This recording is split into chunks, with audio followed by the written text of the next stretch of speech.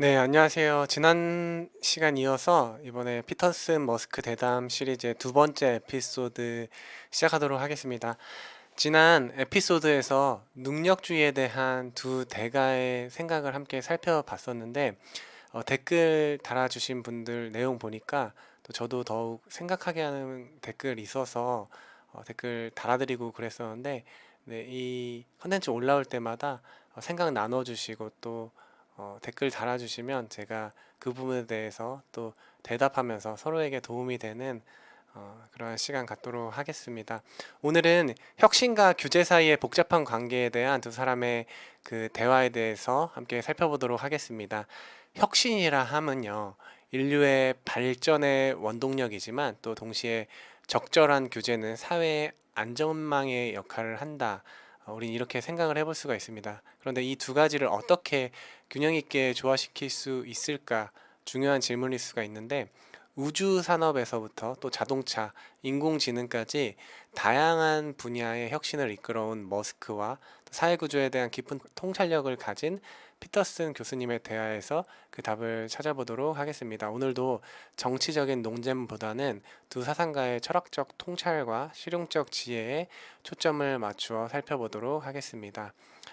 머스크는 규제의 본질적 문제에 대한 통찰을 공유하고 있는데, 시간이 지날수록 거의 엔트로피처럼 정부에서는 매년 더 무거워진다.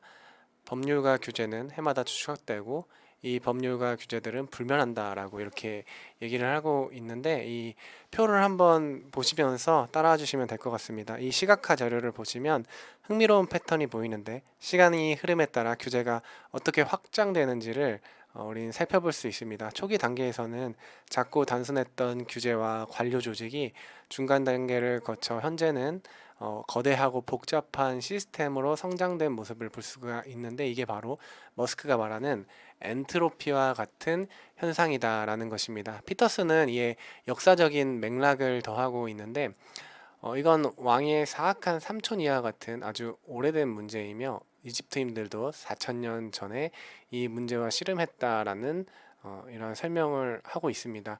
이 비유가 무슨 뜻이냐면, 사악한 삼촌은요, 왕 주변에 몰려드는 이것만 쟁취하려 하는 자들을 뜻하고요. 굉장히 흥미로운 비유라고 할 수가 있는데, 이 과도한 규제와 관료주의의 문제는 인류 역사를 통틀어서 존재해 왔다는 것이고, 또 고대부터 많은 이야기에서 왕, 이 정당한 통치자는요, 긍정적인 힘을 상징하지만 또 이 왕의 삼촌이나 측근들은 표면적으로는 왕을 섬기는 척, 또 정의로운 통치를 하는 척 하면서도 실제로는 자신의 이익을 위해서 권력을 행사하는 자들을 가리키고 있다라는 이러한 설명입니다. 예를 들어서 이 환경 규제를 보면은 처음에는 이 기본적인 대기 오염법으로 시작하고 있지만, 시간이 지나면서 수질 토양 규제가 추가되고 또 현재는 기후 변화와 ESG까지 범위가 확장되고 있고, 또 관료 조직도 소규모 부서에서 시작해서 독립적인 환경부로 이제는 수십 개의 전문 부서로 확장이 되었고요. 또 물론 환경보도 중요하다라고 할 수가 있지만, 이러한 과정에서 생긴 규제의 복잡성과 부담에 대해서는 분명히 생각해 볼 필요가 있다라는 것입니다. 이 다음 시작화 자료를 또 보면서 얘기를 이어갈 텐데, 이러한 규제 축적이 어떻게 혁신을 방해하는지 살펴보도록 하겠습니다. 자율주행차 산업에서는 인간 운전자를 전제로 만들어진 교통 법규가 혁신을 저해하고 있습니다. 테슬라나 웨이모 같은 기업들이 각 주마다 다른 규제에 맞춰 테스트하는 상황이 발생하고, 이는 기술 발전 속도를 늦춘다라는 것이죠. 이게 뭐 좀 늦춰질 수도 있지 않냐라고 생각할 수도 있지만요. 이게 국가적인 문제로 확장되어서요. 어느 나라는 이게 기업가들이 이렇게 규제 때문에 속도가 계속 늦어지고, 또 어떤 예를 들어서 중국과 같은 나라는 규제가 오히려 없기 때문에 발전 속도가 빠르다라는 측면의 현실의 문제인데요. 이런 부분이 그냥 그럴 수도 있다라고 지나칠 수 없는 문제다라는 겁니다. 이렇게 머스크는 자신의 경험을 통해서 또 모순적인 이 규제의 신뢰 사례를 공유하고 있는데, 우리는 수년간 영주권자가 아닌 사람은 고용할 수 없다고 들었다가, 이제는 망명 신청자를 고용하지 않으면 역시 감옥에 간다라는 이러한 표현을 하고 있습니다. 이 모순적인 상황은 규제가 때로 얼마나 비합리적이 될 수 있는지를 보여주고 있는데요. 한편으로는 이렇게 국가 안보를 위해서 로켓 기술 유출 방지를 지지하는 규제가 있고, 또 다른 한편으로는 포용적인 고용 정책을 요구하는 이 상반되는 규제가 기업을 진퇴양난에 빠뜨리게 된다라는 것입니다. 이에 피터슨이 얘기를 합니다. 해도 망하고 안 해도 망하는 상황의 목적은 당신이 확실히 망하도록 하는 것입니다. 기업이 확실히 망하도록 하게 한다라는 그러한 뜻입니다.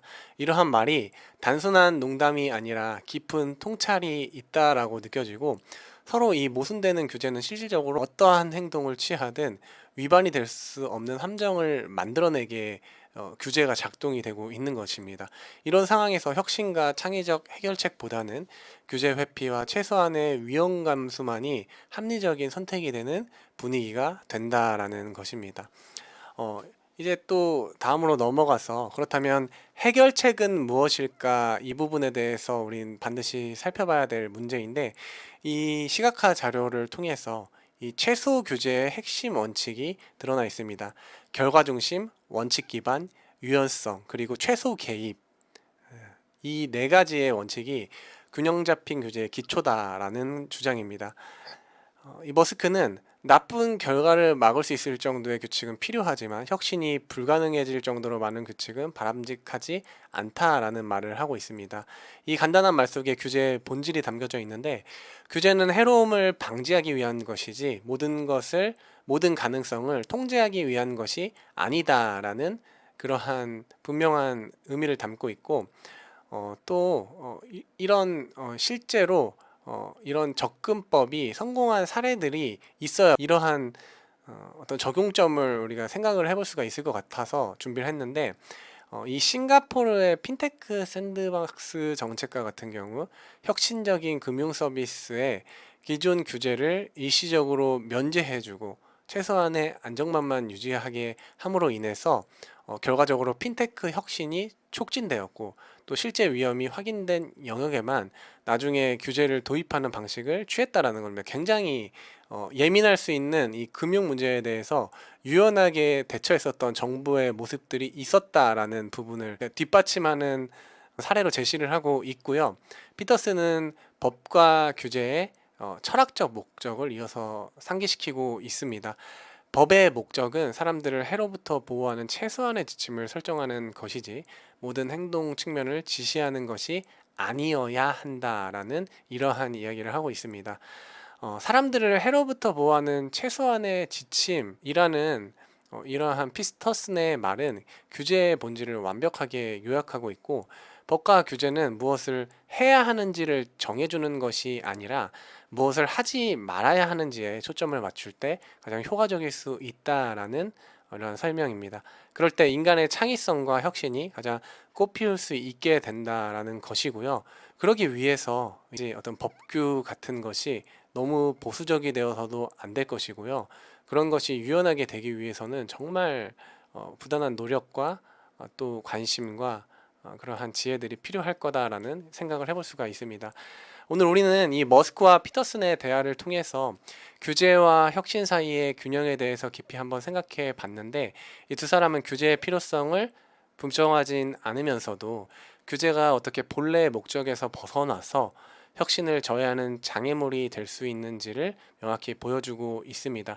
어쩌면 가장 지혜로운 공동체는 구성원들이 자신의 잠재력을 최대한 발휘할 수 있도록 최소한의 울타리만을 설정하고 그 안에서 자유롭게 도전하고, 실패하더라도 도전하고 혁신할 수 있는 환경을 만드는 공동체가 가장 좋은 공동체가 될 수 있을 것입니다. 그래서 특히 초창기 단계에서는 더욱 그러하다라는 것이고, 새로운 조직이나 또 프로젝트가 시작될 때 과도한 규제와 규칙은 싹이 트기도 전에 성장을 막아버리는 서리와도 같다라는 부분입니다. 규제는 이 성숙도에 맞게 적절하게 진화돼야 하며, 또 그것이 시작 단계에서는 최소한의 안정망만 갖추고 실험과 도전을 장려하도록 해야 될 것입니다. 그것이 가정에서든 직장에서든 또 국가에서든 마찬가지라는 말입니다.